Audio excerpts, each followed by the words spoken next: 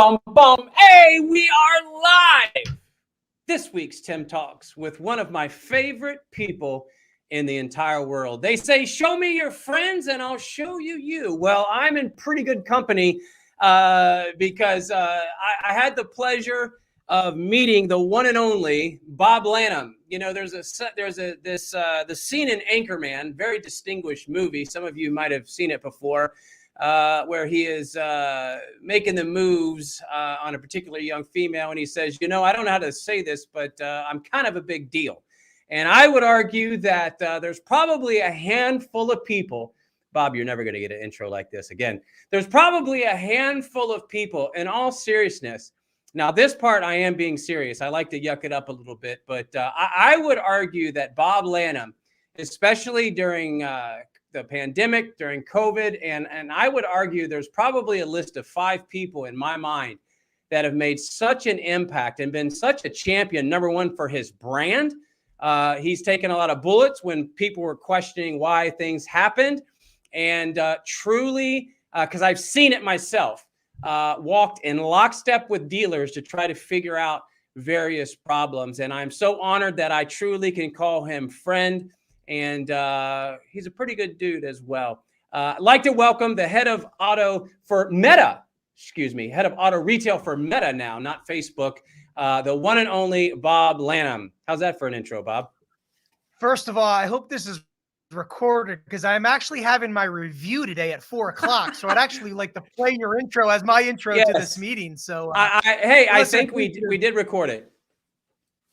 Very appreciative of the intro. And listen, I'm glad I have one person that thinks I'm a big deal. So I'll take that as a win. But, you know, you and I both share the same passion for this industry and, more importantly, doing right for the industry or by the industry. So it's been a pleasure to call you a friend for at least 5 years.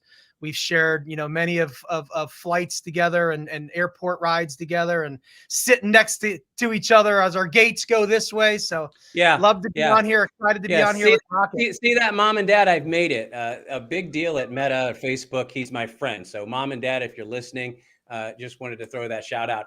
Bobby, man, we've got something to talk about. You know, I spend a lot of time, as I know you do, in Clubhouse, Modern Day Car Sales. Shout out to those guys. Bruce and James and well, I start listing names, everybody gets mad, but shout out to those guys. A lot of talk lately about Meta and Metaverse. Is it real? Is it fake? Is it hype?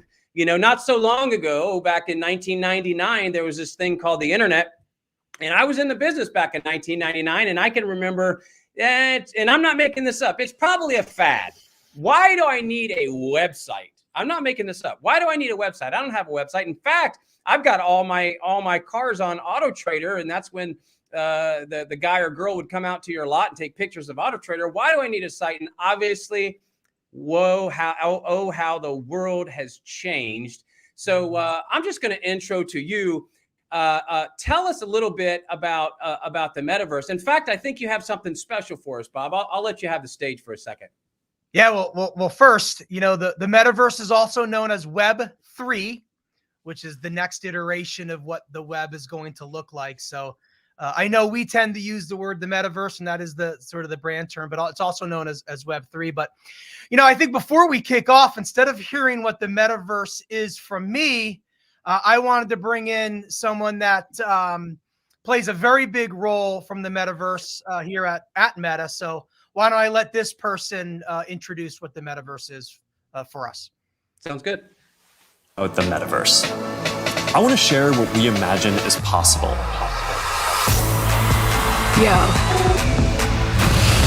The experiences you'll have, the creative economy we'll all build, and the technology that needs to be invented, as well as how we're going to all do this together.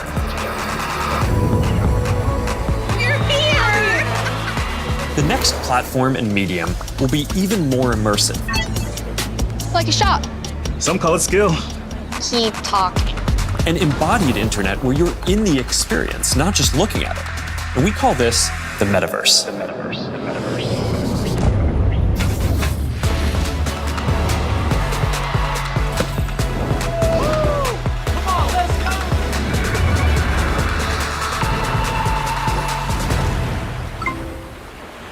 Everything we do online today, connecting socially, entertainment, games, work, is going to be more natural and vivid. Whoa, all right, that's a little too realistic.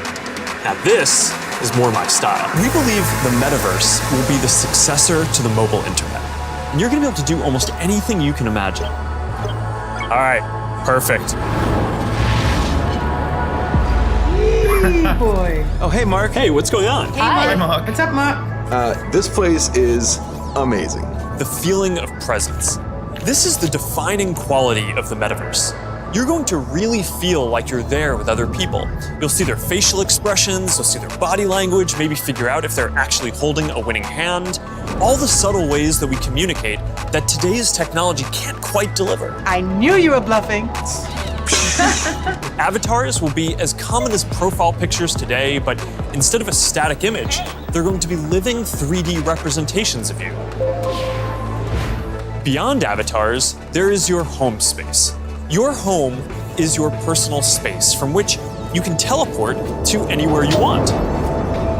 Koi fish that fly? That's new. This is wild. The metaverse isn't something we're building so much as it's something we're building for.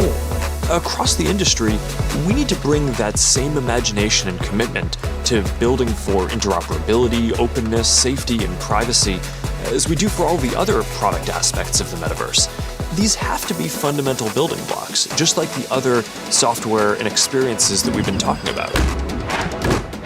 Our hope, though, is that if we all work at it, then within the next decade, the metaverse will reach 1 billion people, host hundreds of billions of dollars of digital commerce, and support jobs for millions of creators and developers. We are fully committed to this. It is the next chapter of our work, and we believe for the internet overall. Beyond the constraints of screens, beyond the limits of distance and physics, beyond any one company, and that will be made by all of us. And I'm just incredibly energized to be on this journey with all of you. That was fun. Good job, Mark.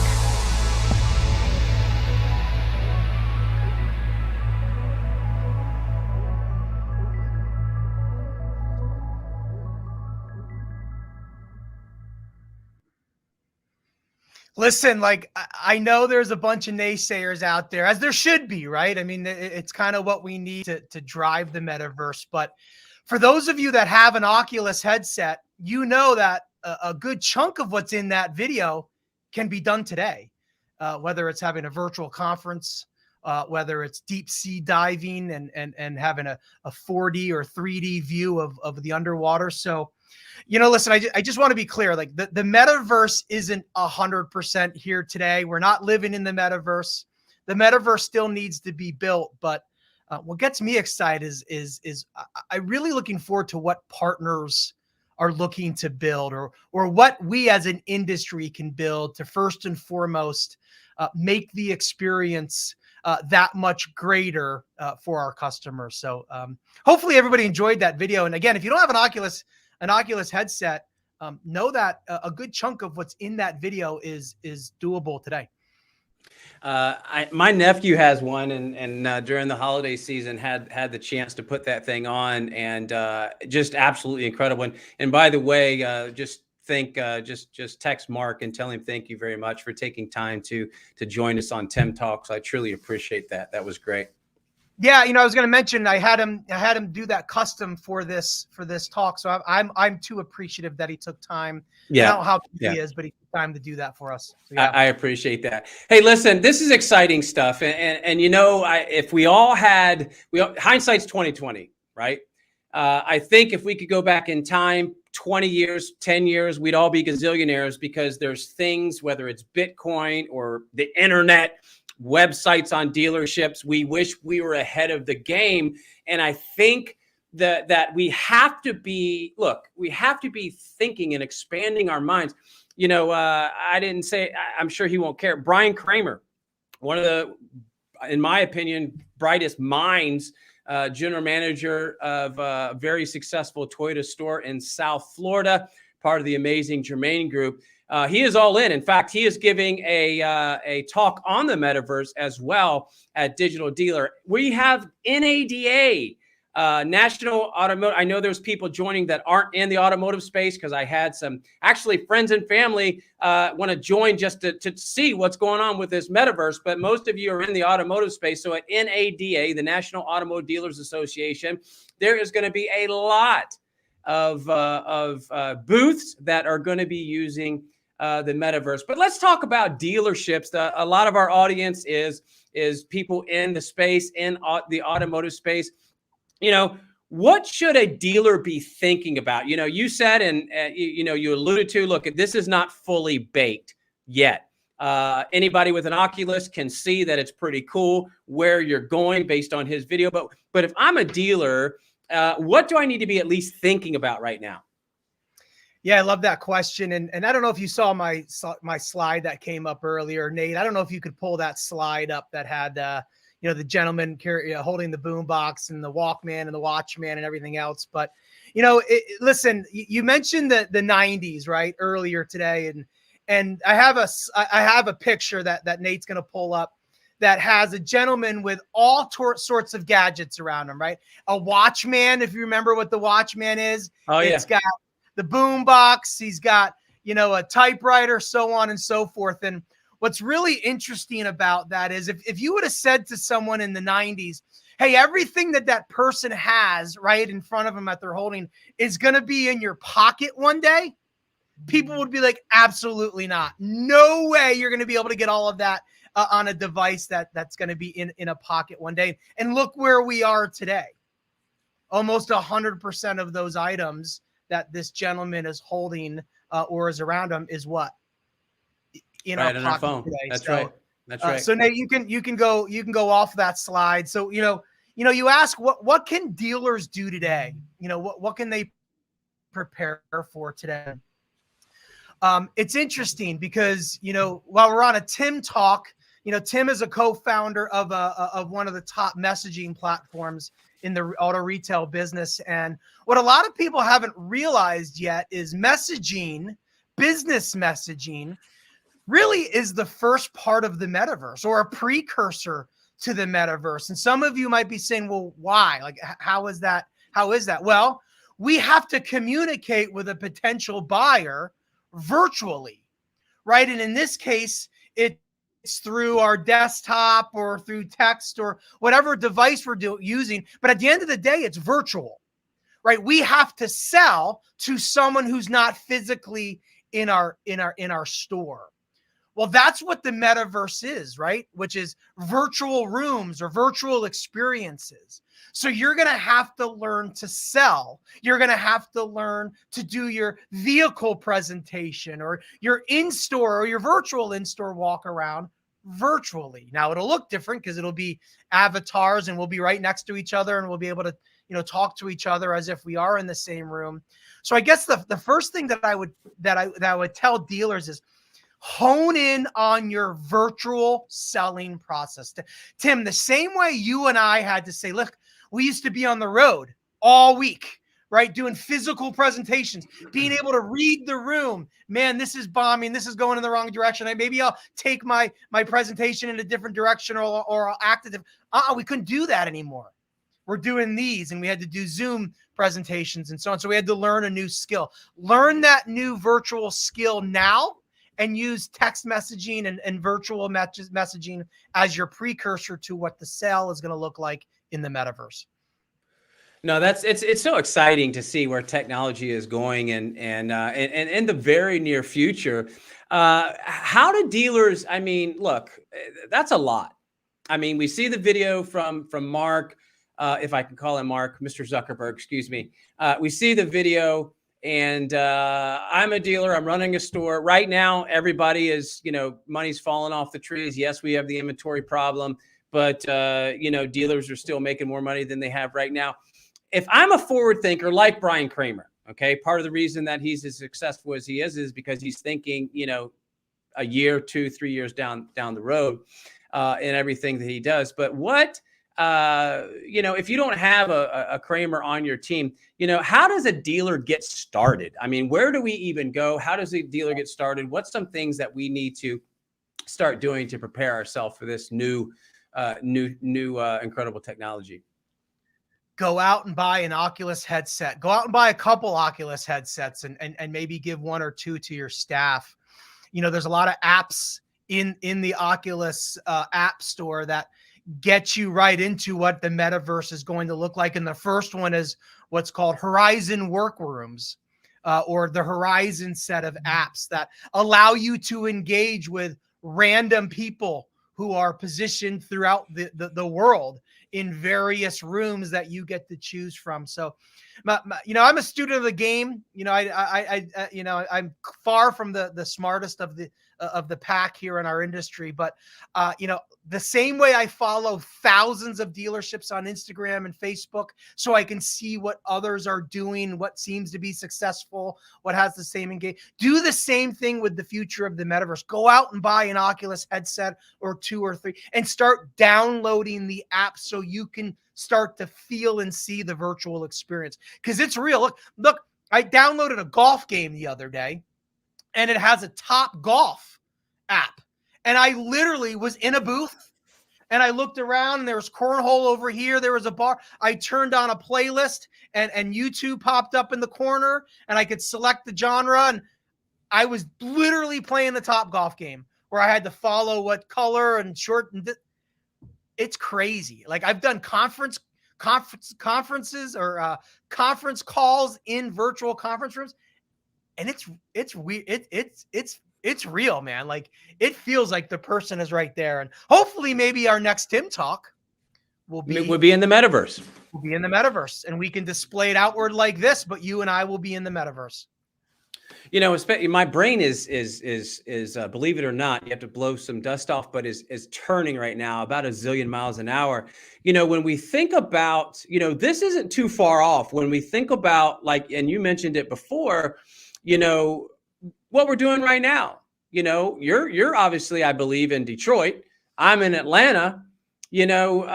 Zoom is, you talk about messaging being the first steps of the metaverse. Zoom is very similar as well, but imagine enhancing that experience. I can see, several car manufacturers literally, which I know several of them, I'll keep the names quiet right now, but there's several car manufacturers I know for a fact that are developing test drives in the metaverse, a showroom experience as far as being able to learn about that vehicle going to be able to happen in the metaverse. As technology continues to move forward, we have to continue to think about these things. And I go back to, my nephew Lincoln's Oculus, as we put that thing on, and I tried to climb it was the climbing game. And I tell you, you almost have to remind yourself that it's not real when you look down and you fall off. So this is a very, very exciting time. Talk to the naysayer, talk to that dealer, and look, I know, and that person that I know is out there right now, they're probably listening, and they're, maybe they're poo-pooing it, if I can use that word. Maybe it's the same type of person that did the same thing to the internet when it came out, and maybe not. I mean, and look, we all have questions. What could this look like? To that person or persons that is like, yeah, right. You got to smell it, feel it, touch it, which you do. Look, I do believe, and I'll just raise up this flag here, in this country, and there is a love affair with automobiles. We love to smell the leather. We love to grasp the steering wheel. I love to wash my car. I mean, that we are in love with that. But I believe, especially now that, you talk about messaging, it's no secret that, we're in the messaging business. I've said for years now, no car is ever sold without at least one conversation. So we have to have these conversations. But my thought process is, for those people, they do a lot of shopping online, and for the call to action, the button on the picture behind the for people not in the business, but the button right behind or right by the picture, excuse me. Check availability used to be the worst percentage pushed, the lowest rated engagement of any button we put on, because dealers had plenty of inventory. Well, how things have changed, because now that is by far the number one in most market areas, because there's not that much inventory. So therefore, right now, people are just trying to see if you have that car, and they're spending more time online just to find that car. And the dealers that have the car is the star, but being able, again, not going to be ready tomorrow, but I see where this is going in the future, to be able to, send that, what we call VDP, vehicle display page, or that search results page or whatever, directly to the Oculus, have them sit in the car versus just seeing pictures. I can see that's where my mind is going. Oh, really? You want to test drive that car? I know you're an hour away. I know you're 10 states away. Let me go ahead and send the link, put your Oculus on. We can go ahead and take a test drive. That's where I get excited about being a car goof like I am. I love automobiles, being able to drive different cars without, traveling to see if they have the car. Am I off base there? No, and as the salesperson, you might be sitting in the car right next to that person, right? As you're demoing the interior of the car, or even the exterior of the car. And you asked what do you say to those naysayers? Well, let's first of all, this is a mindset, right? I think everything's a mindset. And do we know what the oldest millennial is now? Does anybody want to guess what the oldest millennial age-wise is right now? I only know it because you told me the other day. So. Yeah, I believe it's 40. Between 40 and 42, I believe, is the oldest millennial. How about the oldest Gen Z, right? The generation after millennials. At 25. 25. Wow. Now think about Oculus sales. Follow sales of our Oculus headsets. I mean, they've been record breaking every year. That just keeps breaking records. So what is my point on that? Let's not live with those famous last words or famous phrase of business. Well, we've always done business this way, right? And not looking to evolve. And like you said it best, it's not here right now. Right. It's the metaverse isn't built. The metaverse will be built by all of us, right? Guiding the right partners on what should be built for the metaverse, what that customer experience should look like. The OEM may be pushing down assets of their vehicles right down to the dealers that can sit in virtual showrooms. But I guess what I guess to conclude my comment on this is, you've got a generation of millennials, which is now the largest generation of car buyers. They are the largest population of car buyers right now, with the oldest being 40 years old, right? And then you have Gen Z right behind them, and the two make up, I think, 52% of our population. So just put those numbers together. Think about what they're growing up with. We've got a generation that just grew up with this. We all have to go mobile. Remember when we used to present, hey guys, it's a mobile first world. Well, we don't have to present that anymore. I would hope everybody knows it's a mobile first world and everything needs to be mobile first driven. Well, there will be a point at some point where it's a virtual first world, right? Or it's a metaverse first world, or whatever the terms are in the next coming years. So I'm not telling people to just jump all in and spend all your money. That's not at all. I mean, you can sit back and wait and watch. I guess what I would say, if you're a good operator, get involved. Like, let's just make sure what the metaverse is as it relates to auto retail is what it should be for the customers. Yeah, I'm just, off topic. I'm just sitting here thinking about people that, the humanitarian side of me, the people that maybe have a disability that can't do some of these things. Some of the, you know what I mean? Sitting in a wheelchair. Education. All right? These, absolutely. All these things that these people can do. Absolutely. No, you're on a roll. Keep going. I'm just thinking about, somebody maybe even, confined to, I'm dealing with that I'll try not to get emotional. I've been taking every other week going back and forth to Kentucky, taking care of my pops because he had a stroke. He's in a wheelchair. There's things he can't do anymore. Right. But being able to, provide an experience for someone that can't, go on a hike anymore, that can't do these things. I have a big heart. My heart, especially now that I'm dealing with that, I get excited about that. Now these people that, have these things to deal with, that's pretty exciting for me as well. Here's a great example, Tim, and I read this the other day where obviously when the pandemic hit, people couldn't get together, especially getting together with your grandparents or even your parents if you have older parents like myself. So what I read this article where this son was able to play golf with his dad couple times. You're gonna make me cry. Wow. Right.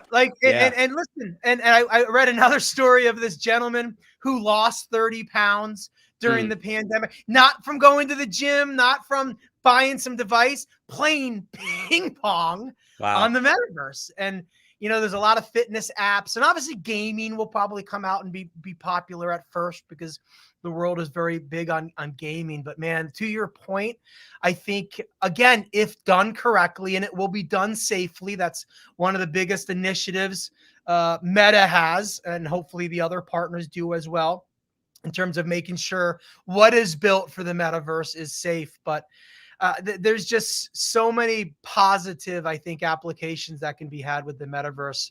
To bring it back to auto, again, it's not built. Now, we have said that business messaging, it is a precursor.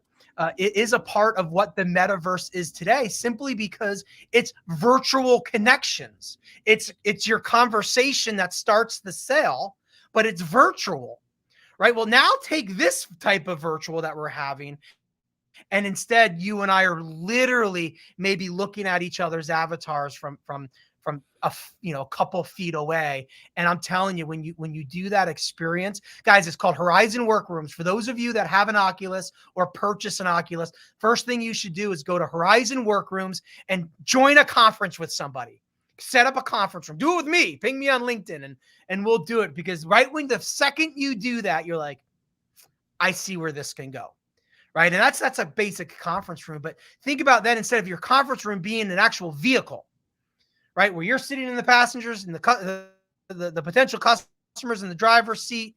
Yeah, you might not physically go driving and you can't get that same sensation, but you're looking at the dashboard. Maybe you're looking at the big screen monitor that sits there. You're going through all the apps that's sitting in it. You literally can get them to feel the car without physically seeing it before they walk in and close the deal. So it'll be fun. Listen, you need naysayers, right? You need people to say this isn't gonna work. That's not, because that's what helps those people that dig in succeed. But I just hope everyone has an open mind and gives it a chance, because I truly want the metaverse for auto retail to be built by all of us. Like, let's do this right. We have a blank slate right now. We have an absolute blank slate. Let's not throw up a lead form in the metaverse, right? Preach. And then ask for some templated email. It might even not even be email then, right? Like, So let's do this right, and let's have some fun doing it. Bro, this has been so good. I think next time, as a follow-up, we'll probably you, and we'll bring Kramer and maybe another, if we can find another dealer. I think that would be really helpful as a part 2 to this. I'm really excited and encouraged. I'm going to go out and buy an Oculus now, instead of just playing with my nephews when I go to Northern Kentucky.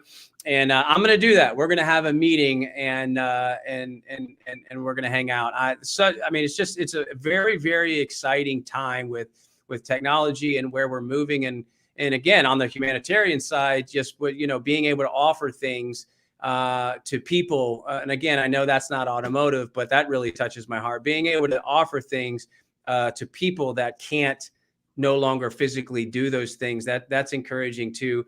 Bobby, I'll give you the final. I'll let you land the plane.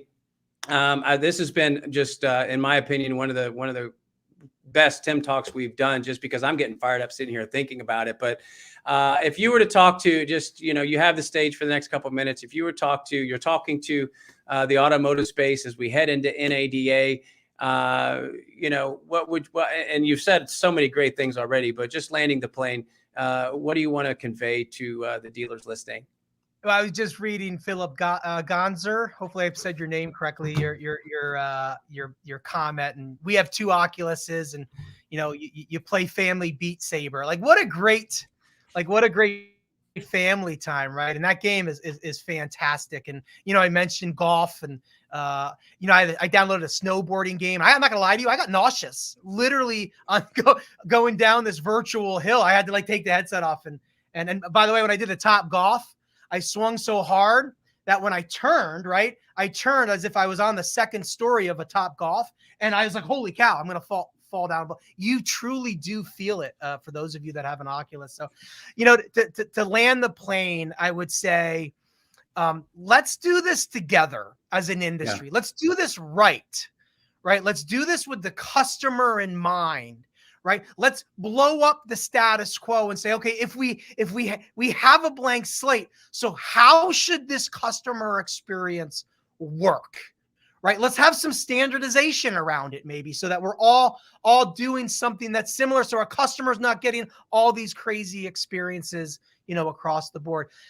Focus on messaging right now. I mean, I've said this months before even this. Focus on messaging. It is one of the most powerful sales tools out there, and it is a precursor to the metaverse. If you can hammer down messaging like Kevin Fry can at the Wireless Automotive Group, he's going to be already ahead of the curve when the metaverse is here on the auto retail. Have an open mind. Trust me when I tell you, when I first heard of this and we changed our name, and I'm looking at all these videos of the virtual experience, and people are sharks in the conference room because they changed their avatar to a shark or I was weird.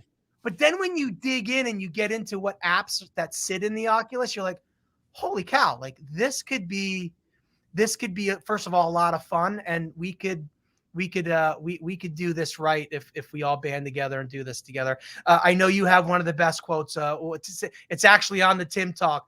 Not one is smarter than the all, or something like that. So yeah, you just destroyed it, but I appreciate it. No one's smarter than no one's smarter. And I stole that. I listen to some of these talks, and people steal my stuff all the time. At least when I steal something, I let people know that I stole it. No one's smarter than everyone. That came from Lexus and the Innovation Council. Or in Kentucky, no one's smarter than y'all are. So, whatever. But again, that's a great way to land the plane. Just one other analogy, at the beginning of 2020, when all the OEMs were rushing to DR, we found we found out a lot of hurdles, right? And we found out why you couldn't do certain things. And, there's been a lot of companies, and I know us in particular, been behind the scenes working out per se to deliver, a better experience from beginning to end. And as we do close this podcast out, I will say that the way that we make this better and make lives better and these experiences better is because no one is smarter than everyone, and we will continue to get better together. Bobby, I love you, brother. Thank you so much. I will see you live for the first time in a couple years at NADA. Please join us. If you don't follow Bob Lanham, please follow him. Seriously, he has such a passionate heart. Again, I'm telling you that, in my opinion, and I see a lot of smoke and mirrors. I see a lot of smoke. Not going to call out. I'm just saying there's a lot of people that act like they're wanting to help, but they're trying to sell you something, right? I'm talking about Bob truly has been a champion for his brand and a champion for the industry, and taking some bullets when the answers people don't like. So, Bobby, I just, your integrity, brother, I love you, man. And thank you for what you've done for our space, this space, the automotive space that's been so good to all of us. And again, one more time, no one's smarter than everyone. We'll see you soon, because we're going to keep getting better together. Talk to you guys soon.